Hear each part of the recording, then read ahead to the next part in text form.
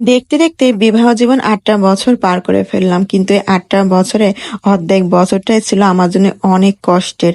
তার মাঝে ছিল একটু একটু সুখ। আলহামদুলিল্লাহ ৯ বছরে পড়ল। আসসালামু আলাইকুম, কেমন আছেন সবাই? আশা করি সবাই খুব ভালো আছে। তো ১৬ তারিখে রাতে আমার জায়েনের আব্বু নিয়ে এসে হঠাৎ করে এই ফুল, তারপরে কেক, যেহেতু ১৭ জানুয়ারি আমাদের বিবাহ বার্ষিক, তো ১২টার সময় আমরা কেক কাট করব সেই প্ল্যানিং। সবকিছু ওর বাবাই করছে। তো এই ফুলগুলো আমার ভীষণ পছন্দ হয়েছে।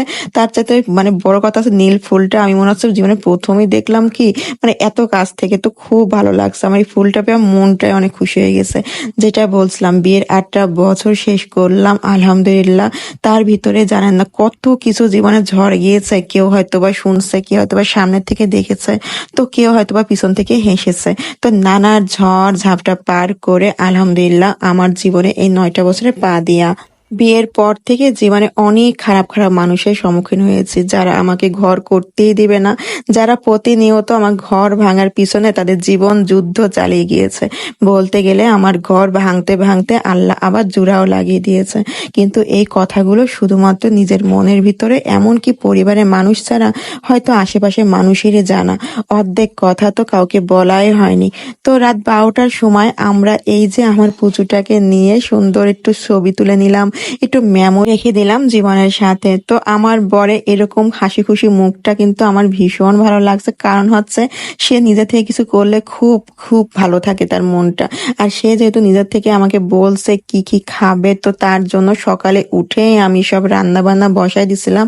সে কখনো ভয় বলে না তার পছন্দ, তারপরও আমি করি, কেন টুকটাক আমি জানি। তো সে যেহেতু বললো, তো খুব মজা করে সবকিছু রান্না করছি, আর সাথে সবকিছু নিজের আনন্দের সাথে করছি। তো এটা হচ্ছে দেশি মুরগিটা আমি রান্না করব। তো ভাবলাম যে একটু গ্রাম অঞ্চলের মতো রান্না করি, হাতে মাখিয়ে মাখিয়ে মজা করে রান্না করবো, একদম কাঁচামরিচ বাটা দিয়ে। তো ব্যাস এটা এরকমই রান্না করছিলাম, এর খেতে বেশ মজা হয়েছিল। পোলাওটা খেয়ে তো আমার বাসার মানুষ সবাই ফিদা হয়ে গেছে, কারণ এত মজার পোলাও নাকি তারা কোনোদিন আর খায়নি। বলতে গেলে আজকে রান্না সবগুলোই অনেক বেশি ভালো হয়েছে। আমার এই বিবাহ বার্ষিকে কারুর ভিতরে জ্বলে পুড়ে ছাই হয়ে যাবে, তো কারুর ভিতরে দুয়ার ভান্ডার খুলে যাবে। হ্যাঁ, ঠিক বলতেছি। আমার বিবাহ বার্ষিক বা আমার জীবন সুন্দর থাকুক, এটা অর্ধেক মানুষই চায় না। বলতে গেলে কেউই চায় না, শুধুমাত্র আমাকে যারা ভালোবাসে তারাই চায়। জানেন না, জীবনের যুদ্ধ করে করে এই মানুষটার সাথে এতটা বছর পার করলাম। বলতে গেলে যদি স্বামী ভালো হয়, তো জীবনে আপনার যতই শত্রু থাকুক না কেন, তারা কখনোই কিছু করতে পারবে না। যদি স্বামী আপনাকে ভালোবাসে, তো আপনার জীবনের কাঁটা সে একটা মানুষই উপড়ে ফেলতে পারে। তো আমার সাথেও ঠিক তেমনই হয়েছে। আমার প্রিয় মানুষটা আমার সাথে ছিল বলেই আমার জীবনটা এত সুন্দর। আমি তার জন্য অনেক অনেক দোয়া করি, যাতে সে আমার সাথে সারাটা জীবন সুন্দরভাবে কাটায়, আমিও তার সাথে সুন্দরভাবে কাটাই। তো তার পছন্দের এই সব খাবারগুলো আমি রেডি করে তো টেবিলে রাখছি, কিন্তু আমি বলছিলাম আমার মাকে আসার জন্য বা কাউকে আসার জন্য, কিন্তু কেউ আসছিল না। মনটা ভীষণ খারাপ ছিল। পরে হঠাৎ করে ওরা চলে আসছে, একদমই না বলে। তো যাই হোক, আসার পরে ভীষণ ভালো লাগছিল। আর খাওয়া দাওয়া আসলে সবাই মিলে একসাথে করতেই মজা লাগে, তাই না? তো এটা আমার বোন বানাইছিল এত সুন্দরভাবে। কুকিংটা বানাই ও, আমি এত ভালো পারি না। তো সবকিছু সামনে রাখছিলাম, আর আমি রেডি হওয়ার আগেই খাওয়া দাওয়া শুরু করে দিয়েছি, যেহেতু দুপুরবেলা না, তো কিছু মনেও থাকে না। তো যাই হোক, আমরা বিকেল বেলা আবার ঘুরতে বের হব, তো তার জন্য আমরা সবাই একসাথে খাওয়া দাওয়া করে নেব।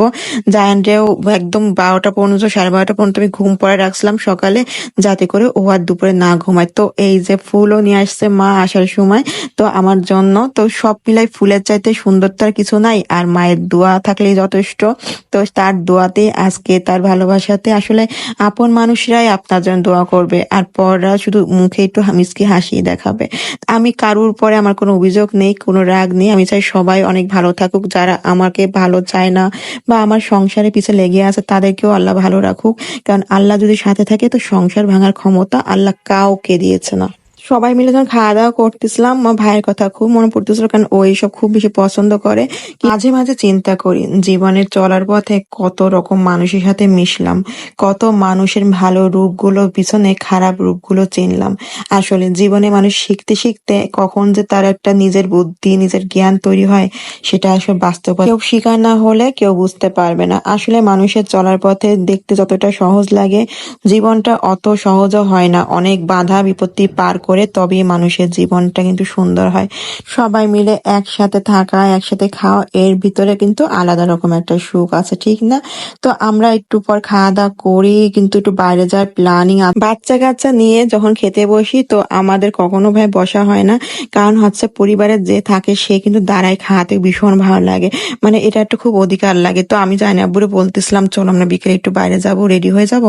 তো ও বলল যে, "ঠিক আছে তোমরা খাওয়া-দাওয়া করে নাও, তারপর রেডি হও।" তো আমরা তাড়াতাড়ি করে জায়ানকে খাওয়াবো।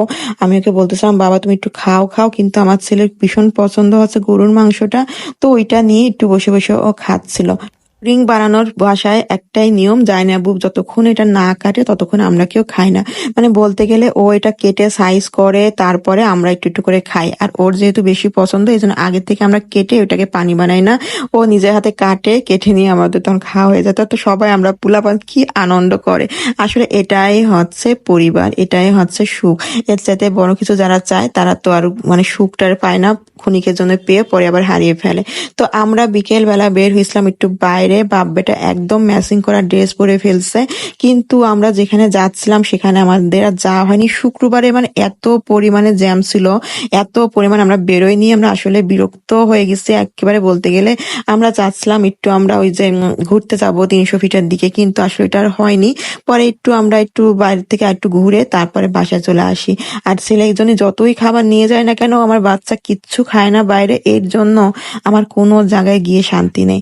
তো কেমন লাগলো ভিডিওটা অবশ্যই কিন্তু সবাই বইলো। আর সবাই সবাইকে নিয়ে খুব সুখী থাকো, প্রিয়জনের সাথে থাকো, শত্রুদেরকে বলো টাটা বাই বাই। আর সব সময় দুয়ার ভান্ডার খুলে রাখার জন্য নিজের মনকে ফ্রেশ রাখো। সবাই ভালো থেকে সুস্থ থেকো। আল্লাহ হাফেজ।